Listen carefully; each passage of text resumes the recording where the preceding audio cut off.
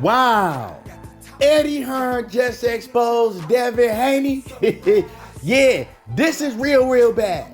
This is real bad. And then Regis Prograis follows up. And then I come in with the final blow. And y'all know I got receipts in the whole timeline. Yeah, I'm going to tell all of the Devin Haney cult members right now, leave.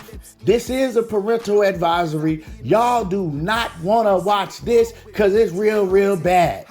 Before you watch this, for everybody else, make sure that y'all hit the like button, subscribe to the channel, and y'all want to watch the whole video because, yeah, this is the one right here. This is him. Now, I promise y'all I didn't want to do this, but Devin and all his lies and the Devin Haney cult, y'all made me do this. Yeah, y'all made me do this. Y'all gave me no choice. So I asked myself, should I do it?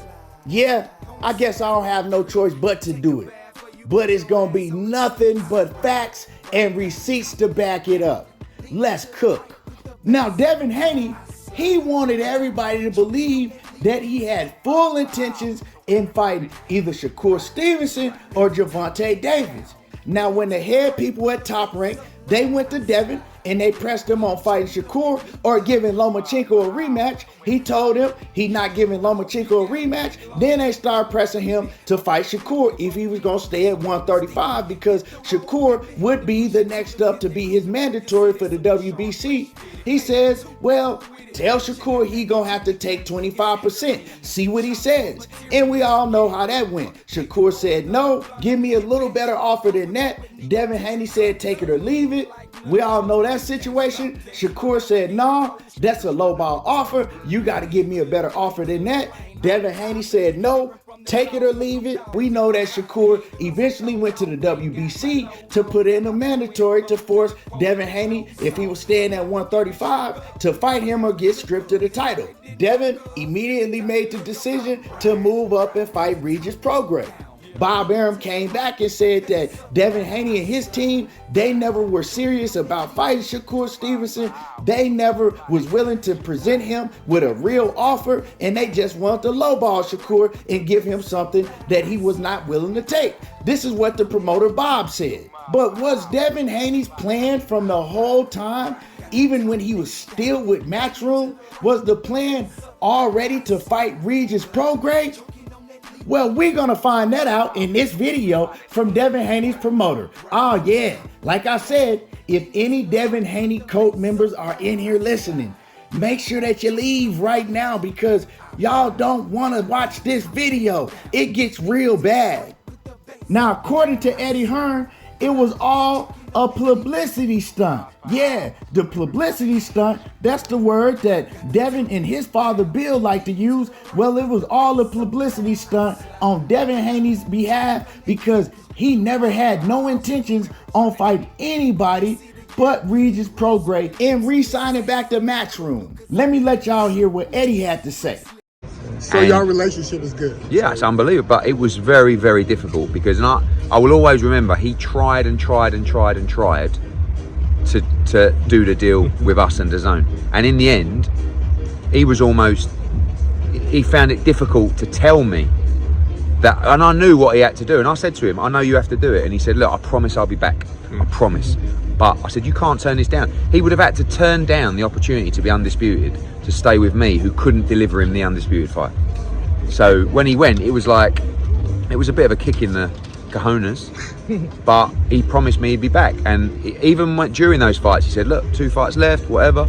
And true to his word, he's back. And I believe this relationship, win or lose, will continue. Oh yeah, that's just a little bit. So y'all heard Eddie Hearn say out of his own mouth the whole time Devin was promising him, oh, I'm coming back to DAZN. I'm coming back to Matchroom. Don't worry about it, Eddie. Oh, I got 2 fights left. I'll be back. I got 1 fight left. I'll be back. So the whole time he was with Top Rank, he was still talking to Eddie, telling Eddie, I'm coming back to Matchroom. Don't even worry about it. So now it's either Devin Haney was lying to Eddie Hearn or he was lying to everybody else when he was pretending that he was going to fight Gervonta Davis or Shakur Stevenson next. Because don't neither one of them fight for Matchroom.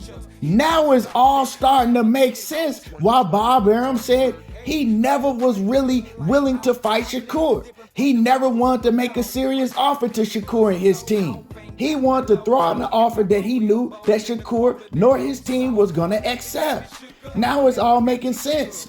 Oh, but wait, it gets worse. It get worse. You know what I'm talking about? Yeah, that's not it. It get worse. Y'all know it gets worse. Now, 11 days after Devin Haney fought Lomachenko, I made an announcement. I did a video. If you look up, you'll see the date in the video that I did. And I announced that Devin was going back to Matchroom to fight Regis Prograis. This is just 11 days after he fought Lomachenko. Devin fought Vasyl Lomachenko on May the 20th. I made this announcement on May the 31st. And you might want to say, well, how did you know that? How did you know months ahead of time before he even made an announcement that he was signing back to Matchroom?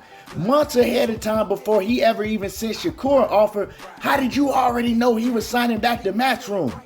Well, Regis Prograis is how I knew. Because in this video that you see up top, I explained how Regis Prograis came and said at that time it was a secret to everybody else, but Devin was signing to Matchroom to fight him. Now, at that time, Regis hadn't even had his fight yet because Regis didn't even have his fight until June the 16th. Now, we all know what happened. Regis went on to win his fight. And then Devin Haney and Regis got on the phone that same night and they agreed that they was going to fight each other next. So if on June the 16th, Devin Haney is already agreeing and telling Regis Prograis that he going to fight him next, how on July the 1st, where y'all see it right here, how is he offering Shakur Stevenson any type of 25%? I don't give a damn what it was. How is this a serious offer if you already had told Regis and you had been telling Eddie Hearn for the longest time that you were signing back to Matchroom to fight Regis Prograis? See, this had been in play. Devin already knew what he was doing the whole time. That's why Bob came and said the offer was never serious. That's why Shakur said, man, come on, man. Give me a serious offer. You know I'm not taking that. Because Devin and Shakur already had talked about fighting behind the scenes, and he already knew that Shakur wasn't going to take no 25%. So let me send him something that I know that he's not going to take so I can run with a publicity stunt the whole time and make it seem like he's ducking me, he's afraid of fighting me, but I actually want to fight him. That's why I sent him an offer. See, when Shakur called his bluff, what did he do? He immediately left 135 and said he was moving up to fight Regis Prograis. But see, that was the plan the whole time. I proved it to you by what Eddie Hearn said. I proved it to you by what Regis Prograis said. I proved it to you by the timeline. And I proved it to you by the announcement that I already had made way before he said anything about sending Shakur any type of offer. I gave y'all the facts, the dates with the timeline, and all of the receipts to back it up. So all the Devin Haney Code members, don't try to play with me. I'm not the one. But I want to hear from y'all. Jump in the comments and let me know what y'all think about all of this. For all the real ones, make sure that you hit the like button. Subscribe to the channel if you're not already subbed. And y'all already know how I do. Diego talking that boxing again. And I'm gone. Got the top let down, leaning to the right with the bass up.